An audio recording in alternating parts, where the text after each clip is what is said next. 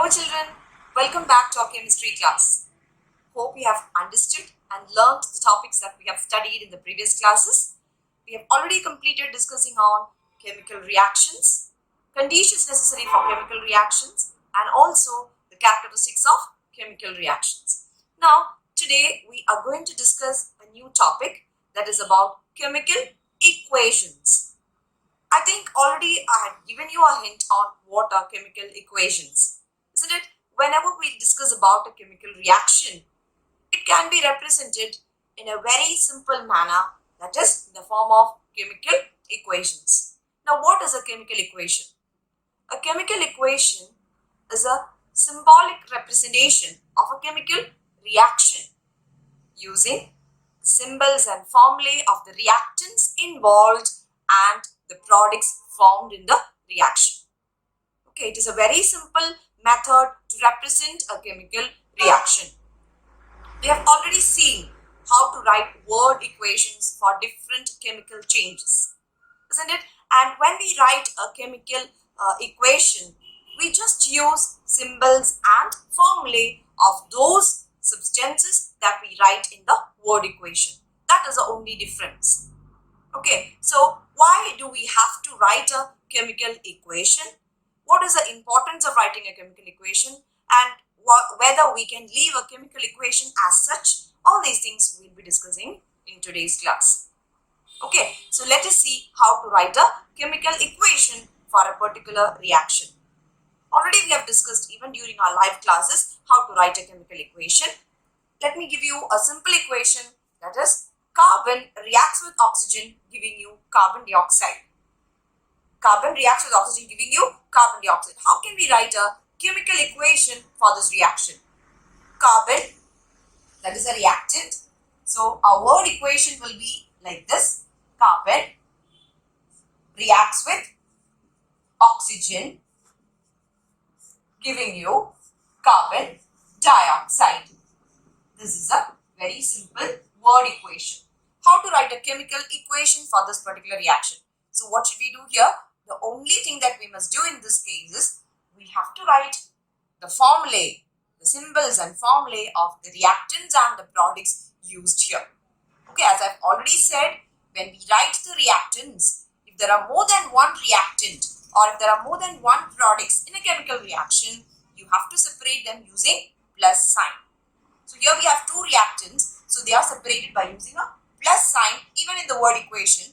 Now we'll use the same plus sign to separate the reactants in the chemical equation too. Okay, so how to write the symbol of carbon? C plus oxygen is O. But here what we have to do is, while we write a chemical equation, you have to make sure that each and every element or compounds will already be there in their molecular state or in their molecular form, but elements should always be there in their molecular form. That means if it is a diatomic element, it should be represented as a molecule. That means two atoms should be there while you represent it in a chemical reaction. Carbon is a monoatomic element, so you can write it as such, but oxygen is a diatomic element, so it cannot be written as O, you have to write it as O2. Gives carbon dioxide. How to write the formula of carbon dioxide? It is written as CO2. So now this makes a chemical equation. This is a chemical equation. It's very simple to write a chemical equation, isn't it?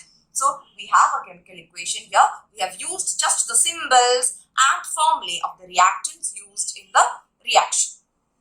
Okay, now we have seen that they are separated by using plus sign, and reactants will be written always on the left hand side and products will be written on the right hand side, and they are separated by using a single headed arrow. I hope this is clear to everyone. Now let us write another chemical reaction. That is, let me give you what is the reaction. The reaction is action of hydrogen on oxygen giving you water. Reaction between hydrogen and oxygen giving you water. So how can you write a word equation for that? We'll simply write it as hydrogen plus oxygen gives you water. This is a a word equation. How can you write a chemical equation for this reaction? We have to use the symbols and formulae involved in this reaction. For hydrogen, hydrogen is a diatomic element. You have to represent it in its molecular form. So it should be written as H2. Plus oxygen should be written as O2. Gives water. What's the formula for water? Water has a formula H2O. This is how we write a chemical equation. Here the chemical equation is ready. But I don't know whether you remember a particular point that we have to understand. Here, hydrogen and oxygen combine together to give you water. 2 atoms of hydrogen, 2 atoms of oxygen combining together to give you a molecule of water consisting of 2 atoms of hydrogen and only 1 atom of oxygen. We have already learned a law called law of conservation of matter. According to the law of conservation of matter, we know that matter can neither be created nor be destroyed. It can be changed from one form to another. That is the only thing happening. And we have already seen that whatever elements are present on the reactant side will only be present on the product side. No new elements are seen on the product side. That means after a change, no new elements are formed. And all the elements present on the reactant side will definitely be present on the product side too. That means nothing is created nor destroyed during a chemical reaction. We also know the law of conservation of mass. According to the law of conservation of mass, the total mass before the change and after the change should be the same. Isn't it? How can you explain the law of conservation of mass? Mass can neither be created nor be destroyed. Isn't it, children? Total mass of the reactants should always be equal to the total mass of the products. That means if you just calculate the total mass of the substances on the reactant side, it should be exactly equal to the total mass of the products that you get on the right hand side. Okay, so I think we'll just check it and see whether it satisfies the law of conservation of mass or not. Okay, so hydrogen, as you know, 1 atom of hydrogen weighs 1 gram. There are 2 atoms of hydrogen, so total it will be 2. 1 into 2, so here we get 2. We first calculate the total mass on the reactant side. Okay, now plus, what about oxygen? You know, 1 atom of oxygen weighs 16 grams. So 16, there are 2 atoms of oxygen, so into 2, 16 into 2. 16 into 2 is 32. 32 plus 2, how much is it, children? 32 plus 2 is 34. So the total mass on the reactant side is equal to 34 grams. Okay, I'm writing all these in terms of grams, so it will be easy for you to understand. So total mass of the reactants on the reactant side or on the left hand side is 34. Now let us see what about on the product side. On the product side, let us calculate the total mass. Okay, so here for hydrogen, the atomic mass of hydrogen is 1. There are 2 atoms of hydrogen, so 1 into 2 is 2. Plus only 1 atom of oxygen. 1 atom of oxygen weighs 16 grams. So 2 plus 16, that gives you 18 grams. That gives you 18 grams. 18 grams. So just check it, children. 34 and 18. It doesn't satisfy the law of conservation of mass, isn't it, children? You might have understood. Okay. Now again, let me tell you one more point. On the left hand side, you have 2 atoms of hydrogen. On the right hand side, you have 2 atoms of hydrogen. On the left hand side, you have 2 atoms of oxygen. On the right hand side, you have only 1 atom of oxygen. That should also never happen. Isn't it? The total number of atoms on the reactant side should always be equal to the total number of atoms on the product side. Total number of atoms of each element on the reactant side should be equal to the total number of atoms of that element on the product side. Okay, so but that also you find that there is slight differences. So what does it mean? That means here we have understood one thing, no new elements are formed, but in the number of atoms present on the right hand side and left hand side are slightly different, and also the total mass is not satisfied. So what can you call this particular equation? This equation can be simply called as a skeletal equation. You can call it as a skeletal equation. I'm going to write a term for this equation. This is called a skeletal equation. This is called a skeletal equation. Skeletal equation means this just gives you an idea about the reactants and the products alone. Nothing more. And it is not satisfying the law of conservation of matter, or it is not satisfying the total number of atoms of each element on the reactant side and on the product side. So in that case, it can be only called as a skeletal equation. It's not a perfect chemical equation. So how can you get it converted into a perfect chemical equation satisfying the law of conservation of mass or satisfying the law of conservation of matter? It should be satisfied, and there is no doubt. So our next aim is to equalize the number of atoms of each element on the reactant side with that of the number of atoms of each element on the product side. That means if there are 2 atoms of hydrogen on the reactant side, there should be 2 atoms of hydrogen on the product side. If there are 2 atoms of oxygen atoms, if there are 2 oxygen atoms on the reactant side, there should be 2 atoms of oxygen on the product side. It should be equalized. That means you have to balance the chemical equation, or you have to balance this skeletal equation in order to satisfy the law of conservation of matter. Okay, so if you balance it, what do you understand by balancing? You have to equalize the number of atoms of each element on the reactant side with that of the product side. Now let us see how to balance a chemical equation. For that, first I'll be giving you a very simple equation, the skeletal equation. First we'll be writing, and then we'll try how to balance an equation. Okay, so first I'm going to give you a very simple equation. We have already seen what is the purpose of balancing a chemical equation with the previous example where hydrogen combines with oxygen giving you water. Okay, now let us see how to balance that equation.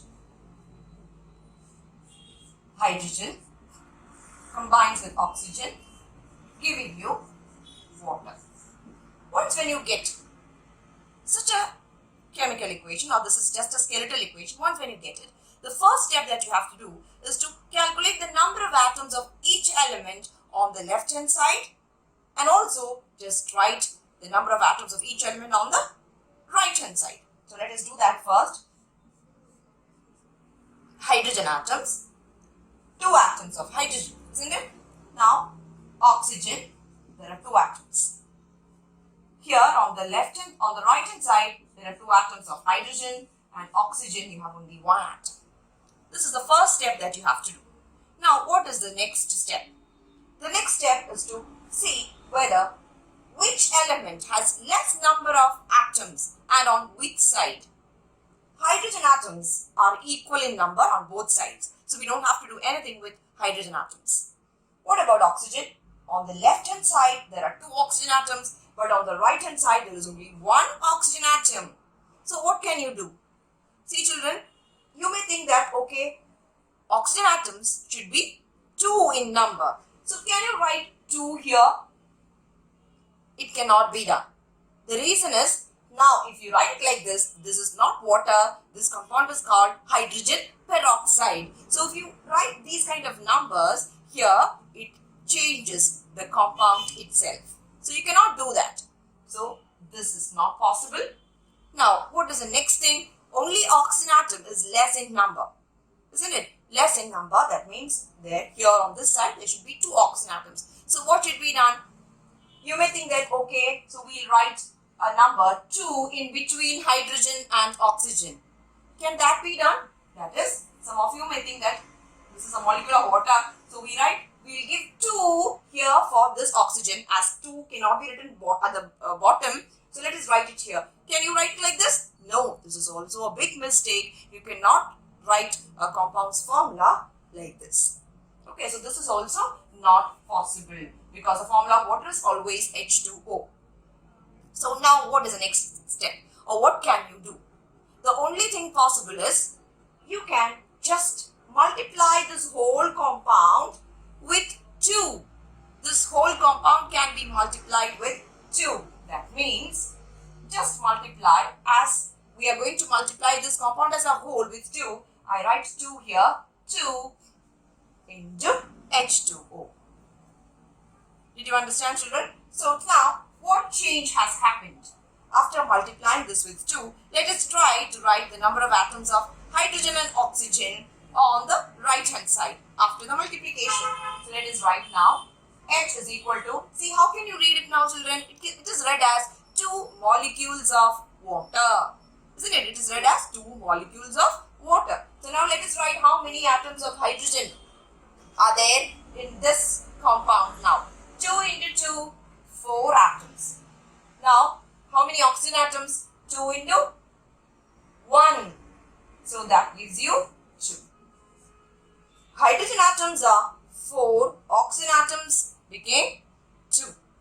But on the left hand side, we didn't do anything. We didn't make any change. That means hydrogen atoms are still 2 on the left hand side. Oxygen atoms are now satisfied. Number of oxygen atoms are equal.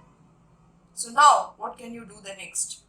You have to make the number of hydrogen atoms also equal to that of the number of hydrogen atoms on the right hand side. Because here you have 4 hydrogen atoms, but on this side you have only 2 hydrogen atoms. So what can you do, children? Here hydrogen is alone. So it is very simple. Just multiply hydrogen with 2. Did you understand? Multiply hydrogen with 2. And this 2 is meant only for hydrogen because this oxygen is separated from hydrogen with a plus sign. So this 2 is meant only for hydrogen and not for oxygen. Did you understand? Now let us try to write the number of hydrogen atoms and oxygen atoms on the left hand side. So now hydrogen atoms on the left hand side became 2 into 2, 4. Oxygen atoms. This 2 is not meant for this oxygen. Oxygen atom is still 2. So oxygen atoms now became 2. Just see the number of hydrogen atoms and oxygen atoms on the reactant side and product side, children. It became equal. So now let us try to rewrite the chemical equation. Let us try to rewrite this chemical equation. Let us write it. 2H2O, 2H2 plus O2 gives 2H2O. Now this is a balanced chemical equation. This makes a balanced chemical equation. What is the reason? Number of hydrogen atoms on the left hand side is equal to the number of hydrogen atoms on the right hand side. Number of oxygen atoms on the left hand side is also equal to the number of oxygen atoms on the right hand side. Okay, now you can also check the total mass. You can also check the total mass of the reactants and products. Let us check that. Okay, so now I'll use this particular equation. Let me rub this. Here is our balanced chemical equation. 2H2 plus O2 gives 2H2O. This is our balanced chemical equation. Now let us try to calculate the total mass on the reactant side and product side. So 2 into 2. Atom of hydrogen weighs 1 gram. There are 4 atoms of hydrogen. So 1 into 4. Plus 1 atom of oxygen weighs 16 grams. So 16 into 2. So 4 plus 32 makes it, how much, children? It becomes 36 grams. Okay, it is equal to 36 grams. Now let us check the right hand side. How many atoms of hydrogen are here? 4 atoms of hydrogen. 1 atom of hydrogen weighs 1 gram. So 1 into 4 plus, you know how to calculate the total molecular mass, isn't it? The same thing that we do here. Now, how many oxygen atoms are here? 2 oxygen atoms. 1 atom of oxygen weighs 16 grams. So 16 into 2. So 4 plus 32. Here also you get the answer as 36 grams. Just check, children. Total mass of the reactant side is equal to the total mass on the product side. Now we say it satisfies the law of conservation of matter. At the same time, the equation is said to be balanced. This is how we balance a chemical equation. Let us try one more balancing, okay, with one simple equation. The next balancing. Magnesium burns in the presence of oxygen, giving you magnesium oxide. Magnesium burns in the presence of oxygen, giving you magnesium oxide. Okay, so let us see. Magnesium burns in the presence of oxygen plus O2, giving magnesium oxide. So how do you write? MgO. Is this equation balanced? First, before you start balancing, you have to check whether the equation is balanced or not. Certain equations will be already balanced, where we have seen one example, like carbon reacts with oxygen, giving you carbon dioxide. Just check, children. Carbon reacts with oxygen, giving you carbon dioxide. Here in this equation, 1 atom of carbon, here also 1 atom of carbon. 2 atoms of oxygen, 2 atoms of oxygen. This equation is already balanced, so you don't have to do anything. Okay, but all the equations may not be balanced, so you have to check whether the equation is balanced or not, and if it is not balanced, you have to balance it. Okay, so let us check how to balance this equation. First, you will write the number of atoms of each element. Magnesium, 1 atom, oxygen, 2 atoms. On this side, magnesium, 1 atom, oxygen also 1 atom. So which element is equal in number? Magnesium is equal in number on both sides. But what about oxygen? Oxygen atoms are less on the right hand side. So you have to start multiplication from that side onwards. Okay, because here you have 2 oxygen atoms, on that side you have only 1 oxygen atom. So as I said, you cannot write 2 in between, you cannot write 2 here because it changes the formula of the compound. Magnesium oxide is always MgO. You cannot make any change in that formula. And if you write 2 in between, that is also a big mistake. I have told you, you cannot write 2 in between magnesium and oxygen. So the only possibility, as it is a compound, is to multiply the compound as a whole with 2. Okay, so I am going to do that. 2 into MgO. Now let us see what change has happened. Magnesium atoms became 2 now. 2 into Mg. Oxygen atoms also 2 in number. Okay, what about on this side here? Magnesium atom is still 1. Oxygen atoms are 2. Now oxygen atoms are equalized, but magnesium atom is less on this side. So what can you do here, children? Just multiply magnesium with 2. 2 into Mg. And this 2 will not cause any change on the number of oxygen atoms because they are separated by a plus sign. So now let us write the number of magnesium atoms. Mg 2 and oxygen also 2. See the number of atoms on both sides? Equal number of magnesium and oxygen atoms. Equation is said to be balanced. So now you have to rewrite the equation after balancing it. How do we rewrite this equation? After balancing, you have to rewrite it. 2Mg plus O2 gives 2MgO. This is a balanced chemical equation. I hope you understood how to balance a chemical equation.